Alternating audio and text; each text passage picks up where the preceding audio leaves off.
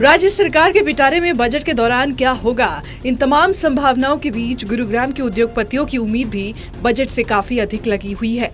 Corona की मार के बाद सरकार की तरफ से कोशिश रहेगी कि 2022 के बजट में उद्योगपतियों को राहत दी जाए।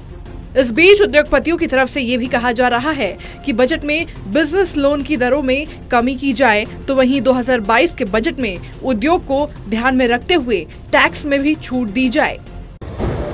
बजट में व्यापारी देखो, पहले कोरोना काल में अच्छी तरह से बर्बाद हो चुका है। अब व्यापारी तो यही चाहेगा कि किसी भी तरीके से कुछ भी राहत मिल जाए, तो जिससे कि हम अपने आप को संभाल सकें। और आज समय यह आ गया है कि भाई हर आदमी डरा हुआ है कि कहीं आगे भी फिर दोबारा कोरोना ना हो जाए। तो जो वो प्रोडक्ट बनाता है करता है, उसकी अगर आउटलेट अच्छा होगा, उसका माल अच्छा बिकेगा, प्लस उसको अगर कोई जीएसटी में राहत दे दी जाए, भाई आपने महीने में जमा कराना है, उसको आप 45 दिन में 50 दिन में कर सकते हो।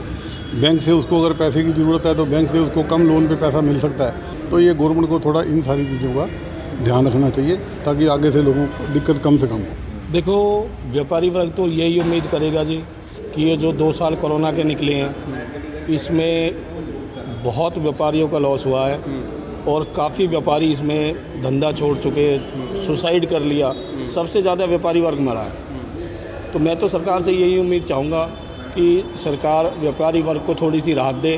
तो मैं तो यही उम्मीद चाहूँगा सरकार से कि सरकार इसमें थोड़ा सा व्यापारियों को राहत दे, टैक्स में राहत दे, स्टेट जीएसटी जो होता है सरकार उस पर भी थोड़ा सा ध्यान दे, जिससे कि व्यापारी का काम चले आगे।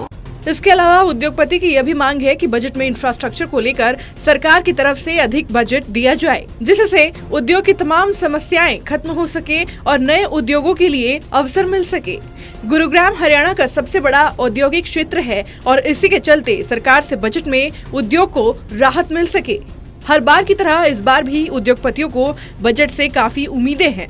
आज जो डीजल के रेट बढ़े, उसमें ट्रांसपोर्टर तो सबसे पहले बैठते चले गए। आज कितने ट्रांसपोर्टर हैं जो अपने आज भी किस्तें पूरी नहीं भर पा रहे। और जो डीजल है, इन्होंने थोड़ा राहत दिया तो उससे अब थोड़ा सा वो पोजीशन में आ रहे हैं कि शायद ठीक हो जाए। शायद है, पूरी तरह से मैं भी नहीं कहता कि वो ठीक होंगे, लेकिन अगर ये डीजल बढ़ा तो उसका क्या इम्पैक्ट होगा मैं कुछ नहीं कह सकता। भविष्य क्या होगा ट्रांसपोर्टर का या व्यापारी का, ये तो फिर राम के भरोसे ही। अब जैसे आप ये समझो कि पिछले 2-3-4 महीने से जब से सर्दी आई और उसके बाद जितनी धुंध वगैरह पड़ती है, पोल्यूशन होता है, फैक्ट्री वाले जनरेटर नहीं चला सकते।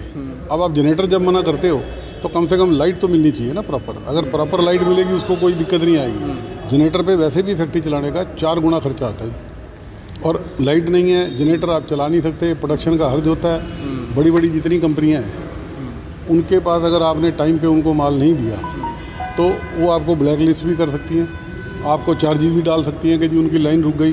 तो ये गवर्नमेंट को थोड़ा इन सारी चीज़ों का ध्यान रखना चाहिए। हरियाणा सरकार का बजट सत्र 2 मार्च से शुरू होगा। मुख्यमंत्री मनोहर लाल खट्टर 7 मार्च को बजट पेश करेंगे। ऐसे में देखना होगा कि कोरोना से उद्योगपतियों को हुए नुकसान का क्या बजट के माध्यम से सहायता हो पाएगी। क्या सरकार उद्योगपतियों के लिए बजट में राहत देने वाली घोषणाएं करेंगी, यह देखने वाली बात होगी। करण जय सिंह, टोटल न्यूज़, गुरुग्राम।